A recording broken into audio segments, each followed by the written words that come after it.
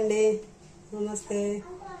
అరిసెల పిండి అండి, పాకుబట్టి ముందు కొంచెం చేసేసుకున్నాం, అయిపోయింది. ఇప్పుడు ఫ్రిడ్జ్లో పెట్టేసి కావాలన్నప్పుడు తీసి ఓవెన్లో పెట్టుకుంటే ఇట్లా మదనంగా బాగానే వస్తుంది పిండి. తీసి ఇది పూరీ ప్లస్ ఉంటుంది కదా, పూరీ ప్లస్లో పెట్టేసి వంటలు వేసి అట్లా అది వేసుకుంటే బాగా నీట్గా వస్తుంది అండి. తట్టుకునే దానికంటే కూడా బాగా రౌండ్గా నైస్గా వస్తుంది. తీసి ఆయిల్లో వేసుకొని అరిసెలు చేసుకుంటే బాగుంటాయండి, మెత్తగా వేడివేడిగా తినొచ్చు కావాలన్నప్పుడు.